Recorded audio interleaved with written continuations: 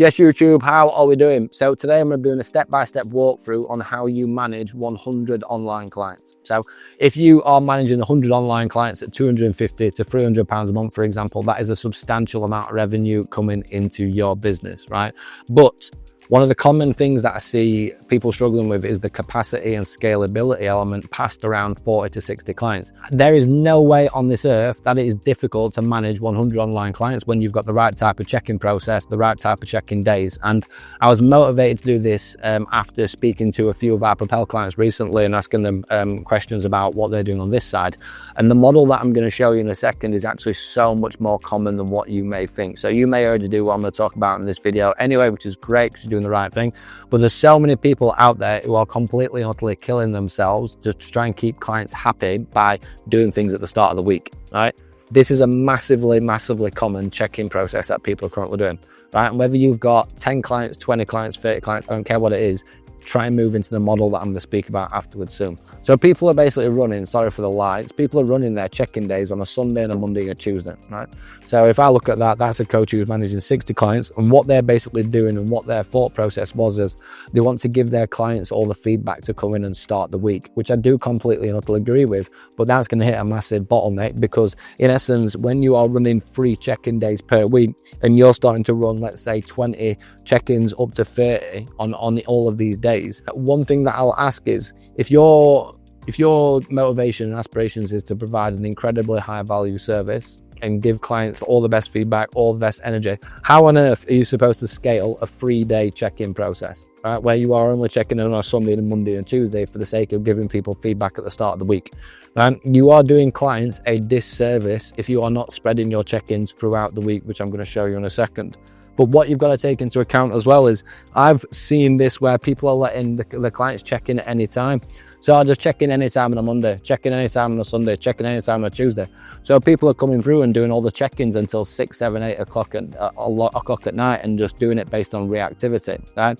This is the worst way that you can run your check-in processes because 1 is bottlenecking, 2, if you populate it all into 3 days, you're going to be knackered by the end of it. Because if I did, let's say when I was an online coach, if I did more than 20 check-ins in a day, like those back 5 people are going to get a lesser service than the first 5 when I'm woke up and I'm full of caffeine and coffee. So I wanted to basically look at how you're currently structuring your check-in days now as a starting point, and also the big focus on the anytime element, because what this is doing is when people are trying to scale a 3-day model is they're getting towards Wednesday, which is obviously midweek where we should be firing on full cylinders still, and we're absolutely fucking knackered and we're losing as weekends, which Sunday's a working day. I don't care, well, I know a lot of people do like to work on a Sunday, but for me, Saturday and Sunday is where you have time off, you spend it with your family, you go and see friends, you do the shit that you want to do. Well, I'd rather work during the hours where everyone else is working, right? Because it means that when everyone else is off, I can spend more time with them afterwards, right? So this is an example that I would like to be looking at, right? So if you're going to be running 100 online check-ins and online clients per week, right? What we need to be looking at is making sure that you're spreading your check-in days across the week, right? Because if we're spreading our check-in days across the week, then it means that we've got scalability from, let's say, 60, 70 to 80 to 90 to 100 clients, because all we do is we go from, let's just say, 10, 10, 10, 10, 10, 10 to then 12, 12, 12, 12, 12 to then up to obviously 20 per day, like you can see there. But notice the big thing that I've put down there is when you are speaking to your clients and you assign them their check-in day, you need to really make it clear. So your check-in day will be on a Tuesday. Please make sure that you submit your check-in form with all your metrics and all your feedback before 9 a.m. Right? If someone does not check in before 9 a.m, right, but let's just say they check in on a Tuesday, but this check-in at 12:30 on a Tuesday, they get moved over to check Wednesday check-ins. And this just needs to be really clear in your expectations. Because being completely honest with you, let's just say, for example, or you could even do the night before, so you get up early and do all your check-in responses like a lot of people do in Dubai. But if you get all of your check-ins in before 9 a.m, let's say 50% of them will be coming in early doors because a lot of people are going to work. So you're going to be getting check-ins through from 6, 7, 8, 9, right? All of them are submitted before 9 a.m. The reality is you can be ticking off your check-ins from 7 o'clock in the morning. You'll have finished all your check-ins by at minimum 10, 11 o'clock. That means that you've got 5 days per week where you are finishing at 11 o'clock on your check-in to then focus on acquisition, sales, content creation, your own training, filming, actually having a little bit of relaxation time, right? And then also what it allows is when you come into a Saturday and a Sunday, you allow yourself to actually have those days off. Because what my perspective is, and my opinion is, if you've got Saturday and Sunday off and it's genuinely off and you're not working, you're going to come back into Monday firing on full cylinders. So if you're coming in and running your check-in responses from 6 a.m. and you're finishing at, let's just say 9, 10 or 11 a.m. based on how many clients that you've got, I want the rest of your day filled with time blocks on content planning, content scripting, content filming, content creation, managing your own outbound, or managing setters, managing sales teams, managing operations, managing product updates, managing your extracurricular learning, making sure, like for example, my clients, making sure you're on 3 live calls per week so you can learn more, so you can do 10 times more, right?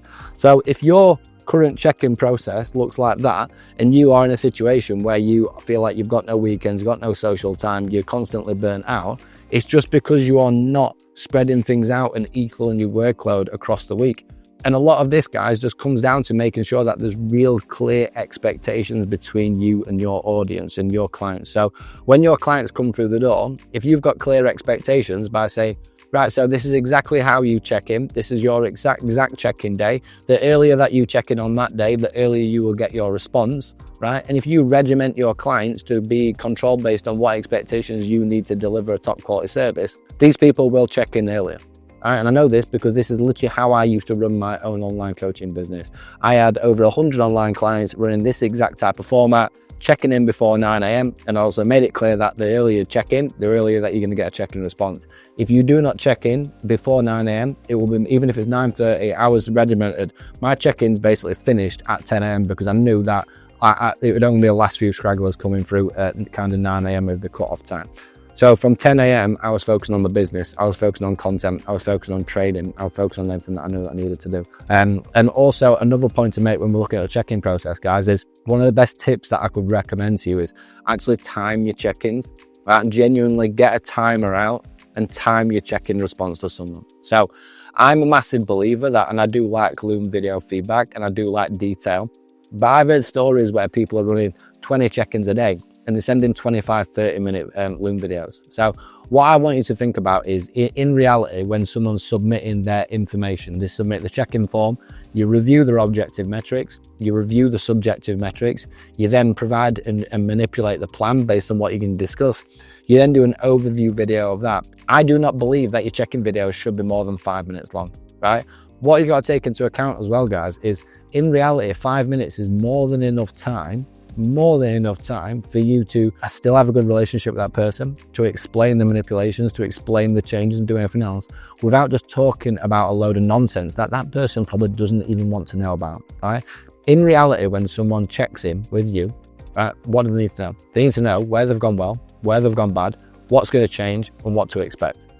That there is not a 15, 20, 30-minute Loom check-in. And yes, I know that you might do that now as a starting point, but if you time your check-ins and just have that 5-minute kind of timer in your head as a starting point, in reality, like, you might look back at that and think, oh wait, I'm actually just talking a load of rubbish here, right? And this is obviously to do with the standard, most common online coaching service, obviously what's kind of out there, where you've got check-in, Loom video response, which is bread and butter for a lot of people out there.